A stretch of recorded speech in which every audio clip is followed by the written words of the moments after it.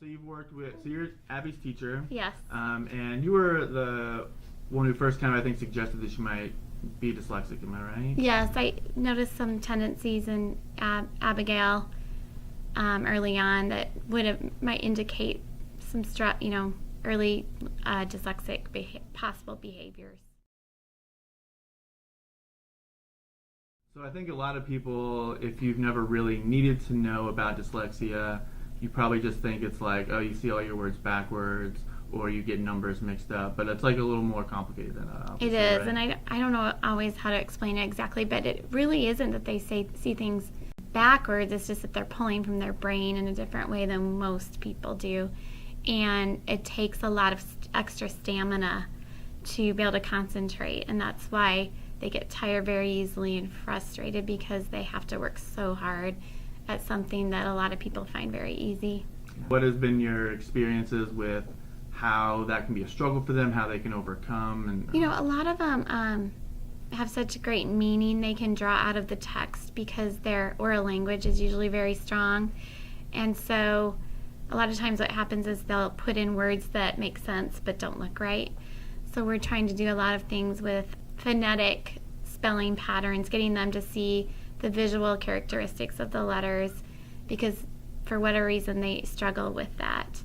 The neat thing is that they learn a lot about themselves in this journey, and it takes them sometimes a little while, but they learn to be advocates for themselves, and they learn what works for them and different tricks to help themselves succeed.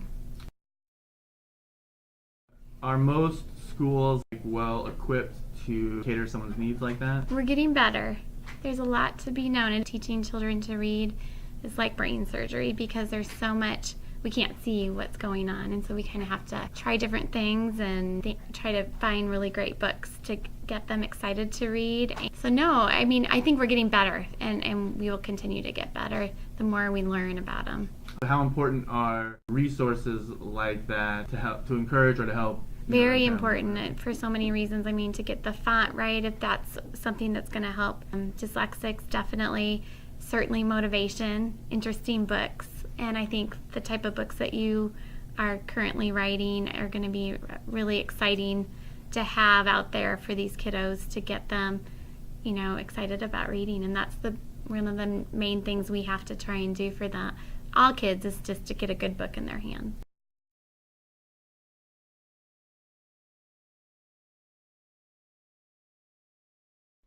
It's kind of taken some weight off her shoulders, and I think she realizes her brain just works differently, and she's just got to learn.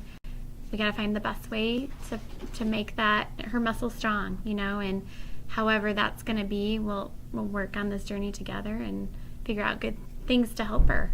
I just think it's great. These books, I think, will be very exciting for kids, and I look forward to reading more of them and integrating some of them into my classroom if I can as well.